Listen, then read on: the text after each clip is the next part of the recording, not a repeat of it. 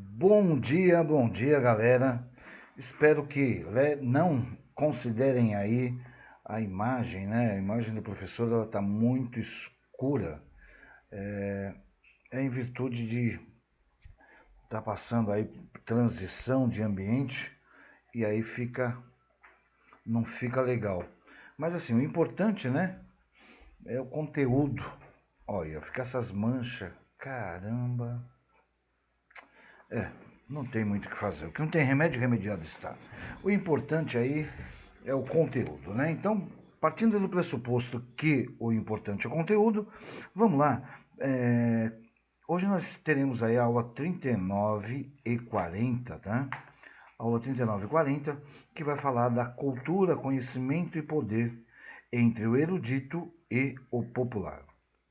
Eu não poderia deixar de entrar, né? Eu não poderia entrar diretamente na apostila de vocês sem, tentar fazer uma relação, né, de cultura e poder.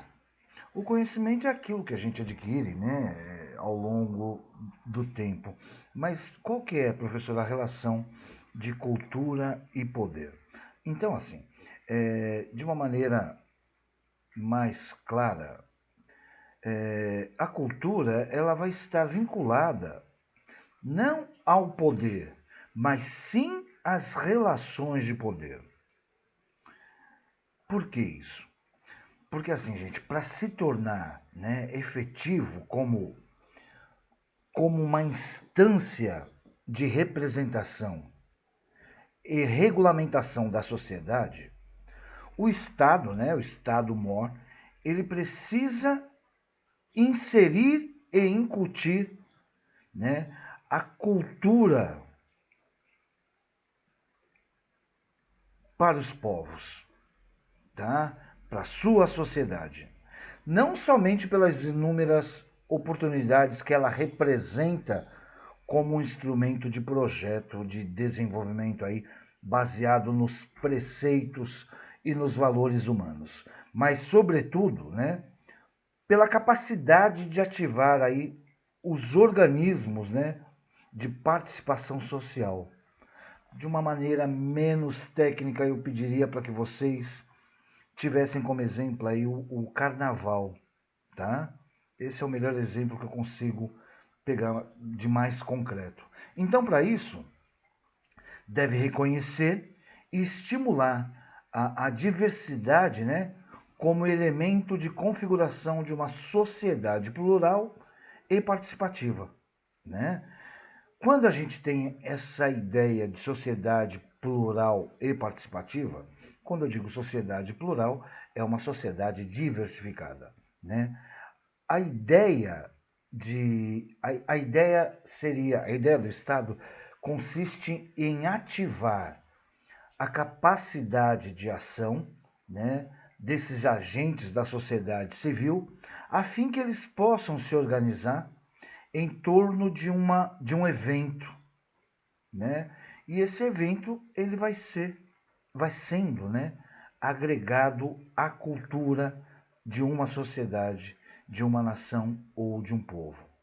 E aí, obviamente, que o domínio, né, ele não é o poder direto, ele é um poder mascarado, ele é um poder de coerção. Por que de coerção, professor? Porque ele forja uma situação. Ele forja uma situação que eu chamo de condição civilizatória pré-determinada, tá? Como assim uma civilização pré-determinada?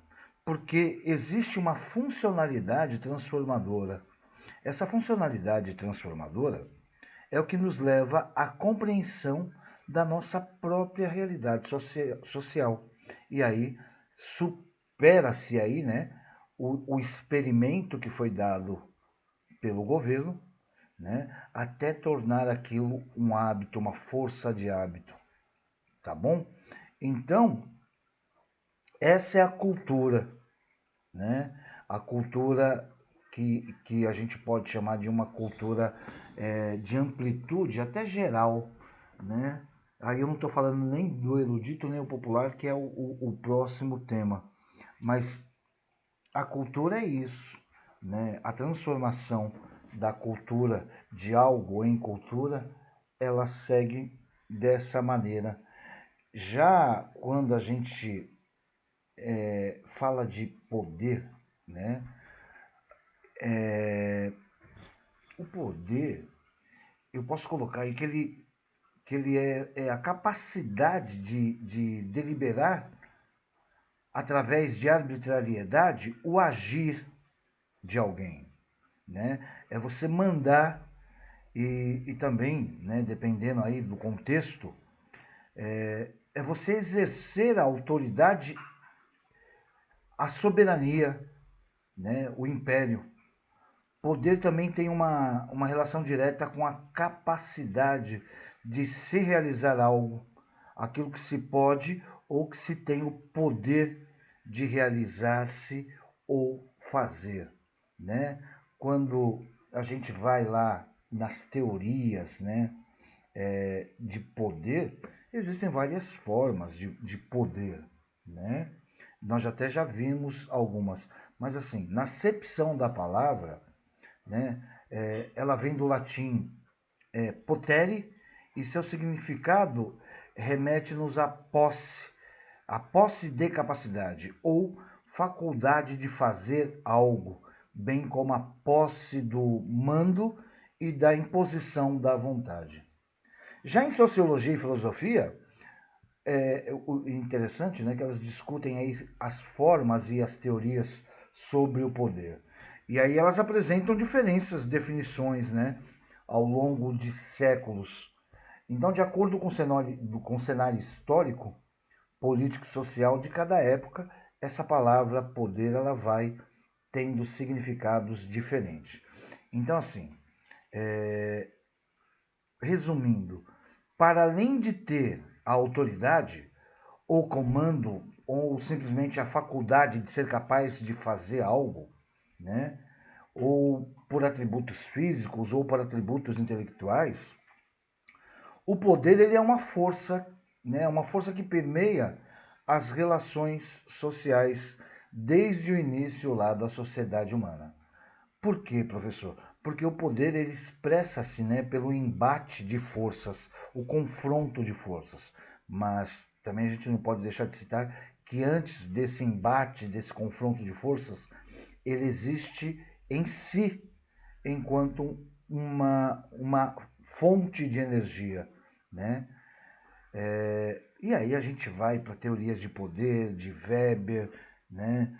Que ele coloca que o poder é uma imposição da vontade de uma pessoa ou instituição sobre alguns indivíduos, né? E essa imposição ela é direta e deliberada e ela pode ter aceitação através da força de ordem ou não.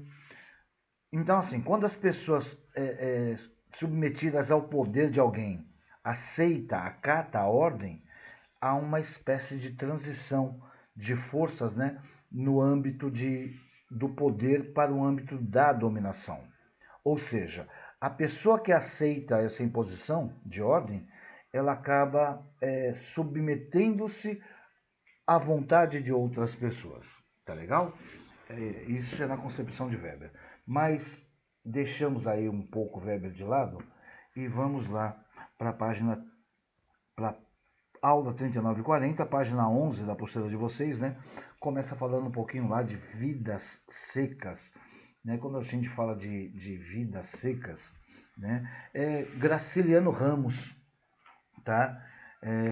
Quem não leu o livro, quem não leu esse livro, se tiver a oportunidade, leia. Esse livro é fantástico, então vou falar um pouquinho dele aqui. Vidas Secas, 1938, é o romance mais famoso do escritor brasileiro Graciliano Ramos. O autor modernista, preocupado com denúncias sociais, principalmente ligadas à política e à sociedade nordestina no início do século XX. Graciliano narra a saga de uma família de retirantes. Fabiano, sim a Vitória, os dois filhos e a cachorra baleia, que caminha horas e horas no sertão atrás de água, sombra e trabalho. né? Então ele faz essa peregrinação com a sua família, né? E num determinado momento ele se depara com a polícia e um soldado começa a questioná-lo, como ele não tem argumento para responder às perguntas do soldado, ele acaba sendo preso, né? E aí o grande X da questão tá lá embaixo, né? Olha lá. Nesse incerto, bem como em diversas outras palavras de Vidas Secas, Fabiano admite ser bruto. Desse modo, ele se apresenta como um inculto que nunca havia aprendido, que não sabe falar direito. Características típicas das camadas sociais menos privilegiadas. A pergunta que ele faz tem uma profundidade sociológica notável, né? Ser pobre, ser simples, não ter estudado é motivo para meter um homem na cadeia? A resposta, como está aqui na apostila de vocês, é óbvio que não, né? Mas ficam outras questões que discutiremos aí no decorrer da aula. Então, assim, Vidas Secas, né, o que traz aqui, só para vocês terem um pouquinho mais de ciência do que é esse romance do Graciliano Ramos, esse Fabiano, né, um homem bruto, analfabeto, ele tá lá, ó. Era um bruto, sim senhor. Nunca havia aprendido, não sabia explicar-se e estava preso por isso? Como era? Então mete-se um homem na cadeia porque ele não sabe falar direito? Que mal fazia Fabiano? Fabiano não fazia mal nenhum. Ele estava transitando à procura de emprego quando ele é surpreendido por um soldado que quer saber aonde ele vai e ele começa a responder da maneira dele, né? Sem muita polidez nas palavras, e ele acaba sendo preso por desacato. Então questiona-se aí, né? Até que ponto você ser inculto, né, serve como uma bandeira para que você seja desacatado, desrespeitado, humilhado e até mesmo trancafiado aí, como que aconteceu com o Fabiano. É, Ainda bem, tá? Eu estava preocupado aqui que não estivesse gravando. Ai, que susto. Vamos lá, página 12. Vamos falar um pouquinho aí, um pouco da teoria de cultura e conhecimento. Já, né, no prefácio da nossa aula eu coloquei um pouquinho de cultura e conhecimento, mas vamos lá pela apostila. É comum que as pessoas usem a palavra cultura no dia a dia com seu sentido mais popular. Aí, falando desse sentido mais popular, remete-nos aí essa imagem, né? Aqui, ó, peraí, deixa eu mudar aqui. O rapaz tocando aí um atabaque, né? Que provavelmente seja no carnaval, e já do outro lado aí, um teatro, né? Um teatro, parece o teatro municipal. Então vamos lá.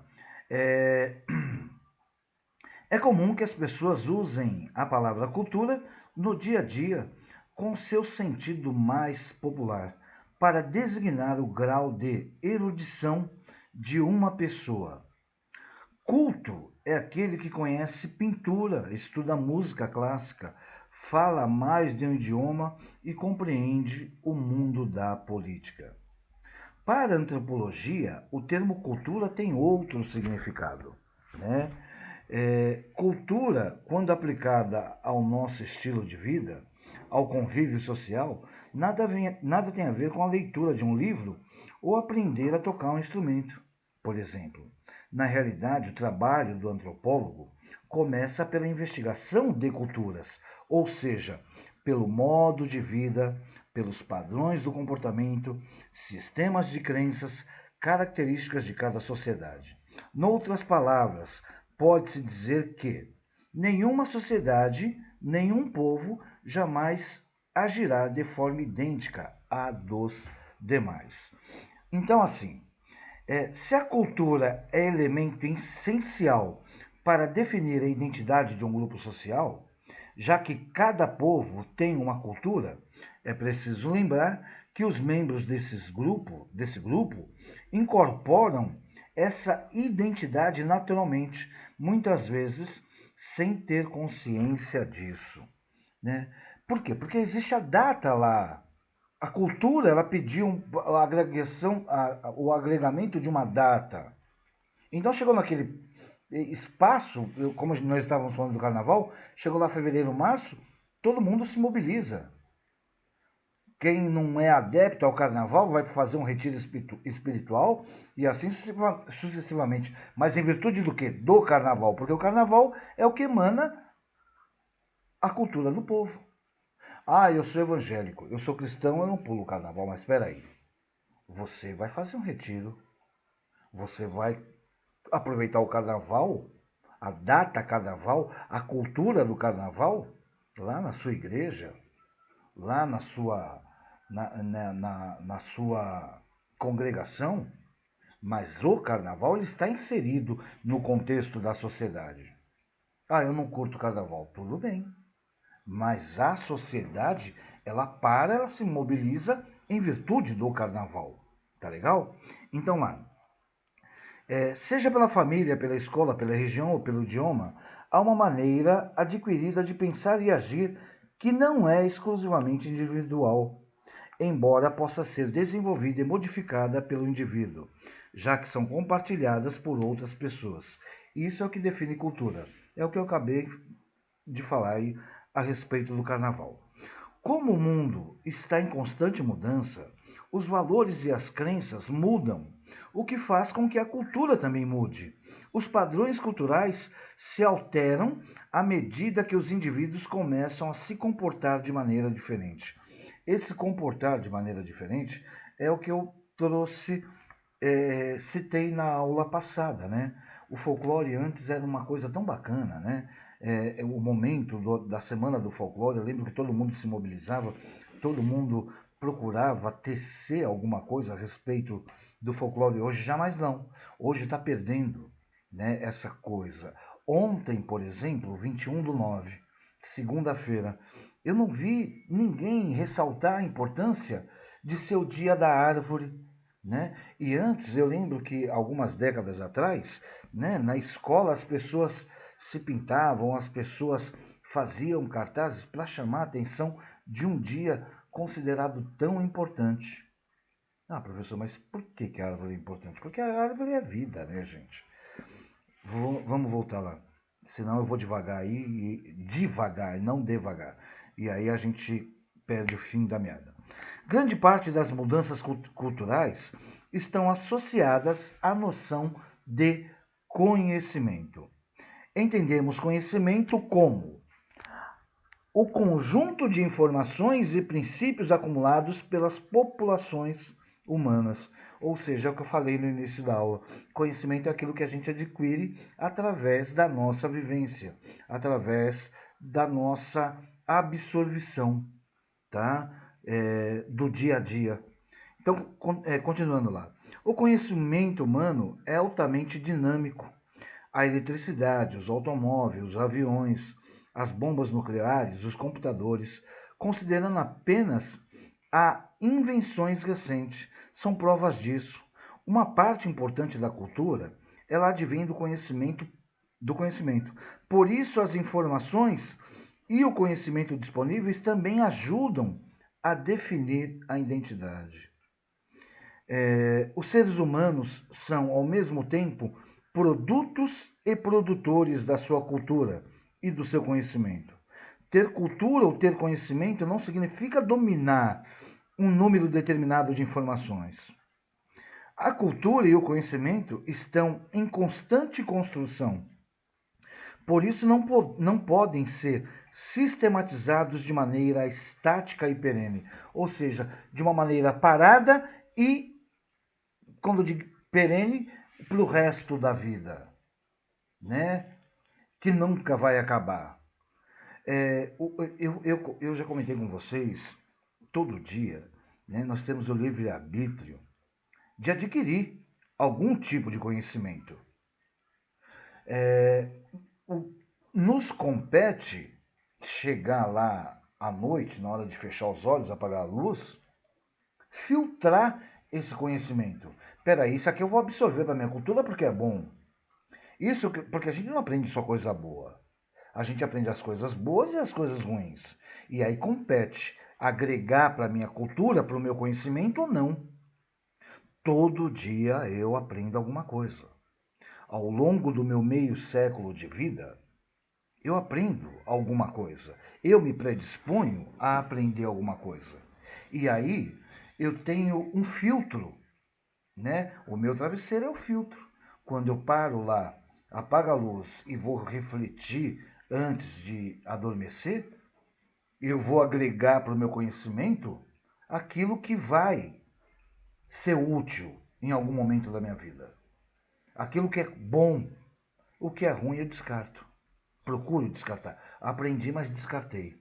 Aquilo não é da minha prerrogativa. Aquilo não pode ser inserido na minha identidade, na minha personalidade ou na minha personificação. Tá claro isso? Então vamos lá. Aí tá lá, dentro de cada cultura existem certos conhecimentos que costumam ser valorizados do que outros. Por exemplo, na cultura ocidental, sobretudo urbana, o conhecimento acadêmico formal configura um tipo de saber desejado pelos indivíduos de maneira geral. No entanto, pessoas que não têm educação formal podem ter outros saberes, como cozinhar ou dirigir um trem, igualmente importantes para a vida social. E qual a relação entre essas formas de conhecimento? Conhecimento é conhecimento. Ou não? O saber. O que é o saber? É o domínio do conhecimento. Hoje eu sei que nada sei. Que tudo que eu sei é muito pouco do que eu deveria ter sabido. Olha que profundo, quase socrático. Voltemos. Página 12. Saber e poderes, uma questão de poder. É assim, gente. A ideia do saber, de saber, ela costuma ser relacionada a um tipo de conhecimento institucionalizado. O que significa esse conhecimento, essa ideia de saber institucionalizado? É o estereótipos que eu sempre cito para vocês. Aceito por grande parte de pessoas como indiscutível. Isso ocorre porque esse conhecimento é referendado pelas elites sociais.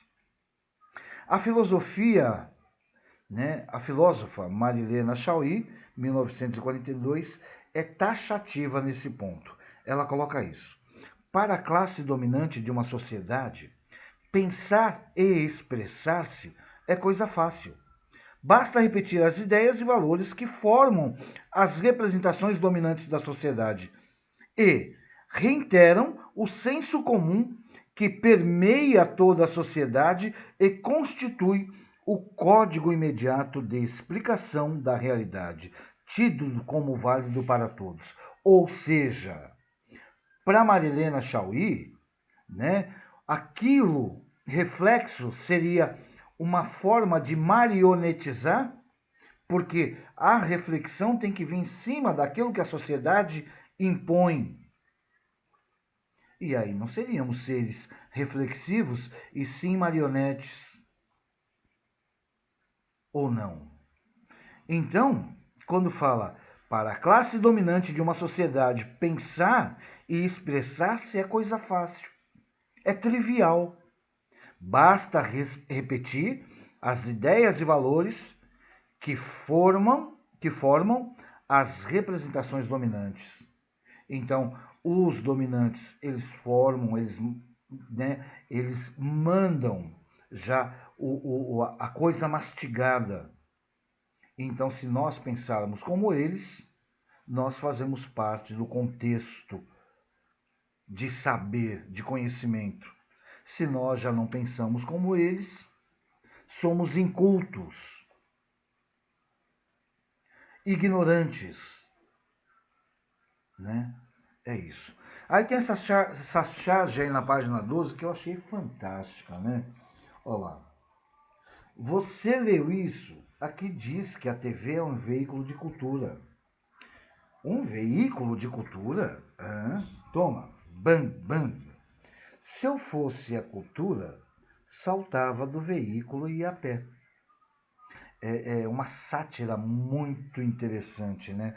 Colocando a televisão aí como uma cultura inútil, né? E de fato é, né, gente?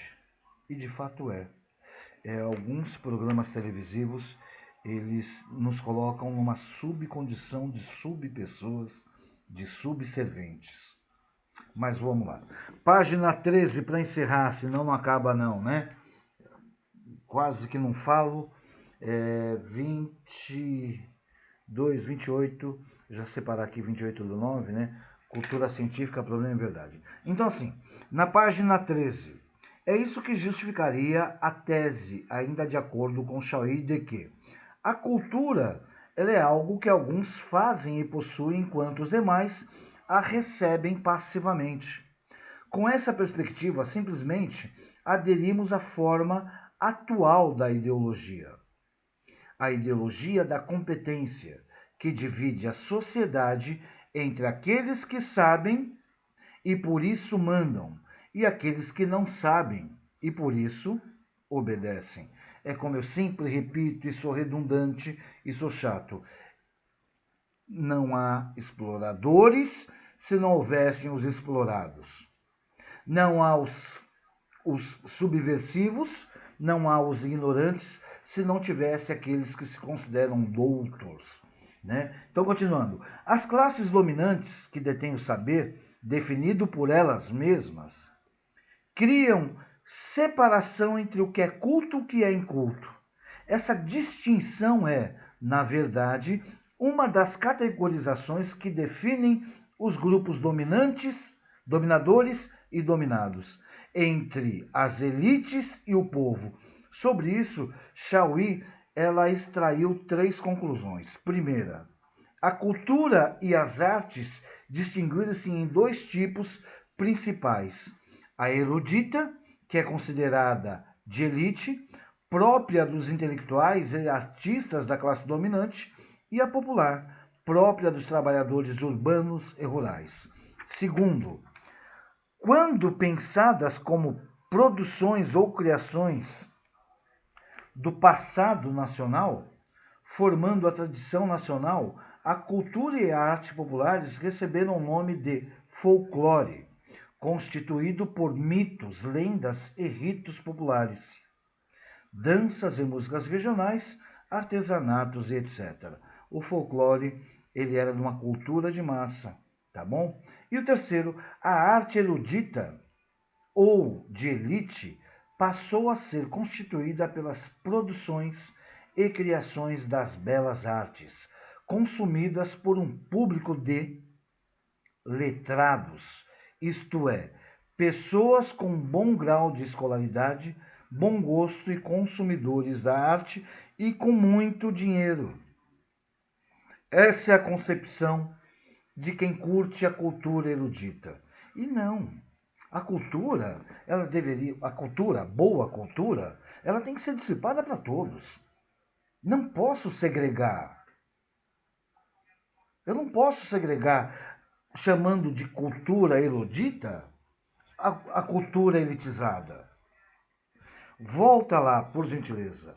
Assim, as classes dominantes desprezam os saberes da cultura popular ou se interessam por eles pelo que tem de anedótico, de pitoresco, de folclórico. Tudo é uma relação de poder. Impõe-se o saber como se ele fosse válido para todos, e só se aceitam os saberes populares quando são produção ou criação do passado nacional, por meio dessa apropriação da cultura e do conhecimento. Mantém-se a assimetria sociais. A cultura a ser valorizada é erudita, das elites e dos letrados.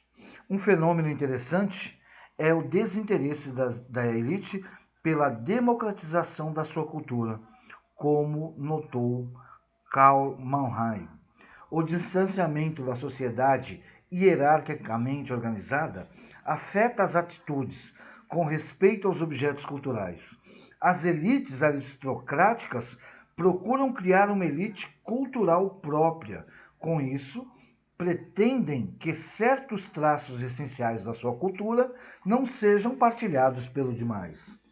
Ao mesmo tempo que a cultura erudita é praticamente vedada ao povo, nada impediria que membros dessas elites se interessassem pela cultura das classes trabalhadoras. O problema é a existência de uma espécie de censura cultural de classe. Valdemir Caldas escreveu sobre isso. Não é à toa que membros de outras classes sociais procurem se distanciar de produtos culturais de classes operária. Muito embora às vezes, como o caso da música sertaneja, até gostem de algumas delas. Até o gosto é um valor cultural. Ele está ligado ao tipo de cultura que o indivíduo valoriza e, portanto, à classe social a que pertence. Não gostamos ou deixamos de gostar de algo por razões puramente estéticas. O interesse por certos produtos culturais depende muito dos ambientes de socialização. Aí está lá embaixo. Esses fenômenos podem ser chamados de coerção cultural. E aí eu vou voltar lá no carnaval. O carnaval, há 2 décadas atrás, né, ele era produto do morro.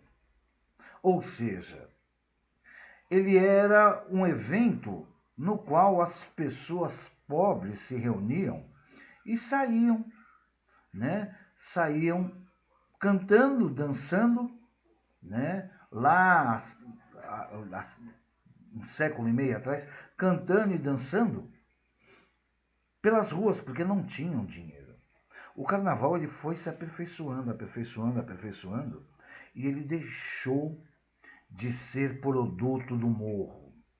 Hoje o carnaval ele é elitizado, né? Hoje o carnaval ele é uma indústria.